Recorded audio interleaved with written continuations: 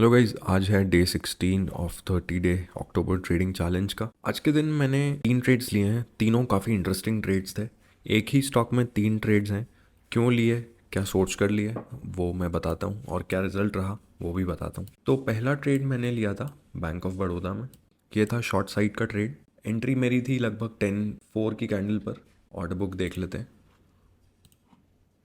यह है 10-4 की कैंडल और प्राइस है 196.7 का।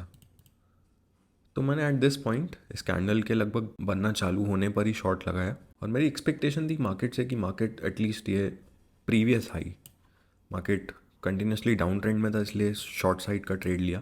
मेरी एक्सपेक्टेशन थी मार्केट एटलीस्ट ये लो तक डेफिनेटली जाएगा। तो मैंने यहाँ पे अपनी शॉर्ट पोजीशन बनाई। मेरे फेवर में लगभग 1:1 के रिवॉर्ड्स भी आ गए थे, लेकिन मैंने बुक नहीं किया। जैसा मैंने आपको अपने प्रीवियस वीडियोस में बताया कि मैं थोड़ी सी अपनी साइकोलॉजी इस तरफ बढ़ा रहा हूँ कि मैं अपनी टारगेट्स को काफ़ी बड़ा रखूँ। मैंने उसी डायरेक्शन में अपना जो रेगुलर प्रॉफिट रहता है 1:1 का वो बुक ना करते हुए मैंने सोचा मैं ट्रेड को आज थोड़ा सा फ्लो होने देता हूँ। तो मार्केट काफ़ी अच्छे वॉल्यूम से नीचे भी आया, लेकिन bank Nifty at this point reverse कर गया। उस कारण ये स्टॉक भी पलट के ऊपर की डायरेक्शन में चले गया और मैंने लगभग इसे कॉस्ट टू कॉस्ट बुक किया। मेरी आज डेफिनेटली इस स्टॉक में लूज करने की इच्छा नहीं थी, तो इस कारण मैंने इसे कॉस्ट टू कॉस्ट बुक किया। तो पहला वाला आप ऑर्डर देखेंगे तो 196.7 पे शॉर्ट था और 196.65 पे बाय था, मतलब 5 पैसे का डिफरेंस। तो 5 पैसे पे लगभग 35-40 रुपए का प्रॉफिट हुआ था यहाँ पे। फिर उसके बाद जो नेक्स्ट ट्रेड लिया था मैंने अगेन इसी स्टॉक में शॉर्ट पोजीशन बनाई थी। मैंने सेकंड ऑर्डर प्लेस किया था 10:42 पर शॉर्ट साइड का। सेम प्राइस 10:42 की candle, same price 196.7, 196.7। Again market काफ़ी देर तक मेरे फेवर में ही रहा, लेकिन एट दिस पॉइंट मैं थोड़ा सा फ्रस्ट्रेट हो गया था क्योंकि मार्केट मूव नहीं कर रहा था। बाय साइड की तरफ भी कैंडल्स बड़ी बड़ी बन रही थी, पावर काफ़ी दिखा रहा था मार्केट। और इसको 15 मिनट के चार्ट पर भी जब देखते हैं हम लोग, तो 15 मिनट के चार्ट पर आप नोटिस करेंगे कि सेलिंग बहुत वीक थी। छोटी छोटी कैंडल्स बन रही थी। बाय साइड का ये पहला मोमेंट था दिन का। 9:30 की कैंडल है, तो 15 मिनट की कैंडल है, काफ़ी सिग्निफिकेंट कैंडल थी।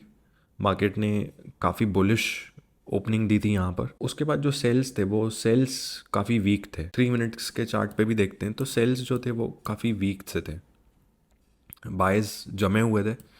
तो मेरा अगेन सेकंड ट्रेड में भी मेरा ज़्यादा देर टिकने का मन नहीं हुआ। इसमें भी मुझे लगभग 1:1 के रिवॉर्ड्स ऑलमोस्ट मिल रहे थे, बट मैंने बुक नहीं किया। इधर भी मैं कोशिश कर रहा था कि मैं एटलीस्ट 1:2 1:3 का रिवॉर्ड लेकर जाऊँ आज। मेरी एक्सपेक्टेशन भी थी क्योंकि रीजनेबल पॉइंट था। यहाँ से ये प्रीवियस लो था मार्केट का। मार्केट डेफिनेटली इस एरिया को टेस्ट करने आता, तो मैं इस एरिया के टारगेट्स एक्सपेक्ट कर रहा था। और अगेन उसके बाद मैंने थर्ड ट्रेड दोबारा इसी स्टॉक में लिया। थर्ड ट्रेड मैंने लिया है अगेन शॉर्ट साइड का। मैंने अपना बायस किसी भी ट्रेड में नहीं बदला है, ये मैं बता दूं। मैंने कभी भी अपना इस ट्रेड में एकदम से बाय साइड का व्यू नहीं बनाया है। जो मेरा व्यू था मैंने उसी डायरेक्शन में ट्रेड लिया है। उसके बाद का जो मेरा थर्ड ट्रेड था वो अगेन 11:26 पर मैंने 196.05 पर शॉर्ट किया था। तो यह है 11:26 की कैंडल और प्राइस ये है 196.05। एट दिस पॉइंट शॉर्ट किया था, स्टॉप्स लगाए थे यहाँ के ऑलमोस्ट, जहाँ तक मुझे याद है 196.8 का स्टॉप लगाया था क्योंकि 500 क्वांटिटीज़ ली थी। एक्सपेक्टेशन अगेन यहाँ तक जाने की थी। 1:2 का लगभग रिस्क टू रिवॉर्ड बन रहा था, बट अगेन मार्केट थोड़ा सा मेरे पॉइंट से ब्रेक डाउन दिया। लेकिन निफ्टी और bank Nifty at this point दोनों पॉजिटिव हो गए। मार्केट अगेन अपसाइड की तरफ पुल हो गया। एट दिस पॉइंट मैंने जैसे ही रेंज बनती हुई देखी, और आप ये भी नोटिस करें कि ये ऊपर से ट्रेंड लाइन के पास में ये एक्यूमुलेशन हो रहा था। काफ़ी स्ट्रॉन्ग कैंडल अपसाइड की तरफ एक्यूमुलेशन होना, डेफिनेटली साइंस की बहुत स्ट्रॉन्ग ब्रेकआउट्स आने वाले। तो मैंने अपना ट्रेड लगभग एट दिस पॉइंट एग्जिट करके स्मॉल सा लॉस लिया। इस ट्रेड पर मैंने लगभग 129 रुपीज़ का प्रॉफिट लिया था। जो सेकेंड ट्रेड था 196.7 पर शॉर्ट किया था, 196.52 पर बाय किया था। ऑलमोस्ट 129-130 रुपीज़ का प्रॉफिट शायद इस पर हुआ था। रफली दोनों ट्रेड्स मिला के 129 का प्रॉफिट था। और इस ट्रेड पर कुछ 150 रुपीज़ का लॉस हुआ होगा, तो उसको मिला करके मैंने लगभग अपना एग्ज़िट यहाँ पे किया था। तो वो लॉस मिला करके मुझे लगभग 40 रुपीज़ का नेट डे पे लॉस हुआ है। गाइज लॉजिक तीनों ट्रेड्स का सेम ही था मेरा। ये था market lower highs lower lows, lower highs lower lows. आज के दिन भी मार्केट ने एक हाई लगाया, बड़ी रेड कैंडल दिखाई। तो गाइज जैसा आप नोटिस करेंगे, ये था 25 तारीख का दिन, market lower highs lower lows लगा रहा था। मैं ये वाला एरिया, इस रेजिस्टेंस को ट्रेड करने के प्लान से मैंने शॉर्ट्स लिए थे। एक्सपेक्टेशन थी मार्केट यहाँ को टेस्ट करेगा, वो लेटर हाफ में किया भी, इस पॉइंट को टेस्ट किया। एक्सपेक्टेशन यही थी कि मार्केट यहाँ से एक बार टेस्ट करके ऊपर जा सकता है। एट दिस पॉइंट तक मेरे 1:2 के रिस्क टू रिवॉर्ड्स ईजिली मिल जा रहे थे। आप नोटिस करेंगे ये एरिया रेंज की तरह भी काम कर रहा है। ये हो गया टॉप ऑफ द रेंज, ये हो गया बॉटम ऑफ द रेंज। तो एक्सपेक्टेशन ये भी थी कि टॉप से सेल करके बॉटम तक में प्रॉफिट्स बुक करना, क्योंकि मार्केट एक बॉटम लगा चुका था। इस बॉटम लगाने के बाद मार्केट ने ये बाउंस दिया। सेकेंड टच पे मैंने ये मान लिया था कि मार्केट जो है इस रेंज में जाएगा। हो सकता है पॉसिबिलिटी है कि यहाँ से अपसाइड का टर्न, ऐसा मार्केट डाउन साइड का मूवमेंट देके अपसाइड तरफ भी जा सकता है, या अगर मार्केट का सेंटिमेंट ख़राब रहा तो ये अपसाइड का मूवमेंट देने के बाद एक लोअर लो और लगा सकता है। तो वो पॉसिबिलिटी भी थी। उसी पॉसिबिलिटी के साथ मैंने यहाँ पे सेल ऑर्डर भी प्लेस किया है। था रेंज का टॉप। मार्केट ने एक डाउन साइड का मूवमेंट स्ट्रॉन्ग दिखाया था। अप साइड पे मार्केट एक्यूमुलेट किया, बड़ी कैंडल के साथ एक्यूमुलेशन की को डाउन साइड पे ब्रेक दिया। तो मैंने थोड़ी सी श्योरिटी के साथ यहाँ पे ट्रेड लगा दिया था। ये एक्यूमुलेशन जोन के आसपास मैंने अपना स्टॉप लॉस भी प्लान किया था 192.3 के आसपास। तो इसी लॉजिक के साथ तीनों ट्रेड्स लिए थे। मार्केट ने एट दिस पॉइंट ही यहाँ से फर्स्ट बाउंस लिया। एक तरीके से आप ये भी समझ सकते हैं कि ये एक फेक आउट था। जैसे मार्केट ने लो तो लगाया है, लेकिन लो एट दिस पॉइंट तक का था। ये फेक आउट आया, मार्केट टर्न करके ऊपर चले गया। एक और पॉइंट आया, मार्केट टर्न करके ऊपर चले गया। तो बॉटम इस पॉइंट को भी कंसिडर कर सकते हैं। तो मार्केट ने थोड़ा सा इस रीजन से हल्का सा ऊपर तक आया, बाउंस करा, और दोबारा सेकंड पॉइंट टच करने के बाद मार्केट लगभग नीचे की तरफ इस बॉटम के नीचे सस्टेन करना चालू हो गया। और आप देखेंगे इस बॉटम पे सस्टेन करने के बाद मार्केट ने डाउन साइड का मूवमेंट फाइनली दिया।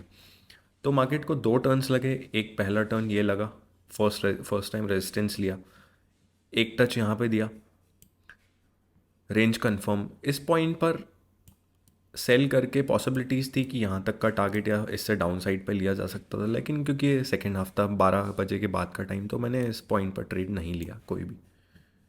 और मैं यूजुअली फर्स्ट हाफ के बाद मार्केट को वॉच भी नहीं करता हूँ। मैं अपनी ट्रेडिंग स्टेशन क्लोज करके अपने बाकी काम पर चले जाता हूँ। आपके हिसाब से लॉजिक्स थोड़े डिफरेंट हो सकते हैं, मेरे हिसाब से भी एग्जैक्टली मेरा सेटअप नहीं था, लेकिन थोड़ा सा, क्योंकि मैं अपने सेटअप पे ट्रेड्स लेता हूँ तो एक इंस्टिंक्ट भी डेवलप हो जाता है। कुछ टाइम तक आप लगातार एक ही सेटअप पर ट्रेड करते हैं तो आपके इंस्टिंक्ट्स डेवलप होने लगते हैं। तो सेटअप एग्जैक्टली आपके जैसे नहीं भी दिखता है तो आपकी इंस्टिंक्ट बता देती है आपको कि मार्केट किस डायरेक्शन में मूव होने वाला है। तो उस इंस्टिंक्ट के साथ भी ट्रेड लिया था।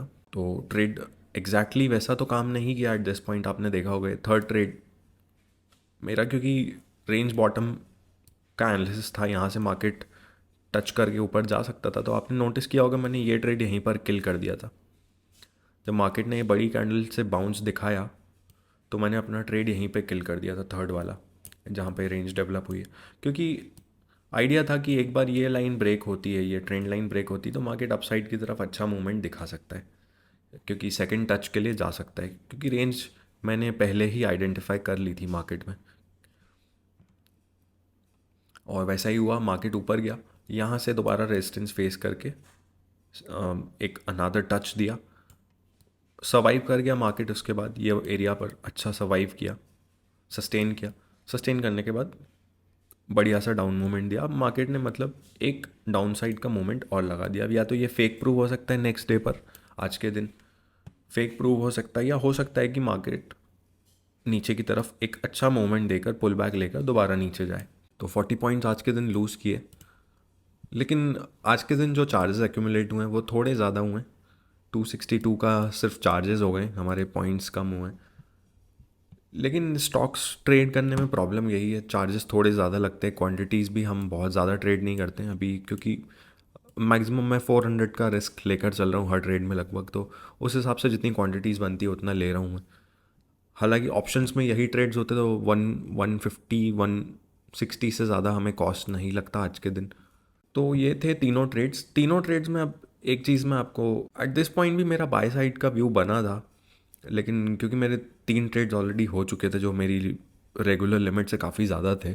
रेगुलरली मैं एक या ज़्यादा से ज़्यादा 2 ट्रेड्स लेता हूँ, तो मैंने थर्ड ट्रेड लेने को मीनिंगफुल नहीं समझा और इग्नोर किया। सेकेंड हाफ में मैं तो मार्केट वॉच भी नहीं किया, तो ट्रेड लेने की कोई पॉसिबिलिटी नहीं थी। अभी डेट रेंज है 1 अक्टूबर से लेके 31 अक्टूबर तक की। तो जो लास्ट ट्रेड था वो पॉजिटिव था। अभी आज का ट्रेड नोट डाउन नहीं हुआ है यहाँ पे, इसका अपडेट कल मिलेगा। तो अभी तक नेट टू नेट चल रहा है -240 का लॉस। आज का लॉस मिला के 280 हो जाएगा। नेट रियलाइज थोड़ा सा और बढ़ जाएगा नेगेटिव में, 250 के चार्जेस लगे। हालांकि मैं चार्जेस और ब्रोकरेज को इतना ज़्यादा अभी एम्फेसाइज नहीं करूँगा, क्योंकि ओवर ट्रेडिंग हुई भी नहीं है हमारी। आज के दिन 3 ट्रेड लिए, रेगुलरली एक एक ट्रेड्स लेते हैं, तो these charges can be ignored for now.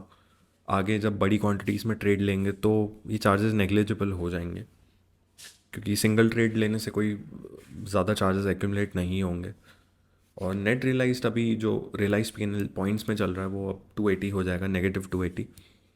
तो एक ट्रेड क्या डिफरेंस है, एक ट्रेड में हम लोग ब्रेक इवन कर सकते हैं, प्रॉफिटेबल भी बन सकते हैं इस ट्रेड के बाद, और पॉसिबिलिटीज़ है नेगेटिव भी जा सकते हैं। टोटली डिपेंड्स अपॉन मार्केट, कैसा मार्केट मिलता है, कैसे ट्रेड्स लेते हैं। कोशिश यही रहेगी कि इस पॉइंट से अब मैं ऊपर ही जाऊं, नेगेटिव में, रेड में ना रहे मेरा P&L, और मंथ को हम लोग ग्रीन में ही क्लोज करें और चैलेंज को भी ग्रीन में ही क्लोज करें। तो इसी के साथ आज का वीडियो मैं एंड करता हूँ। Thank you very much for watching.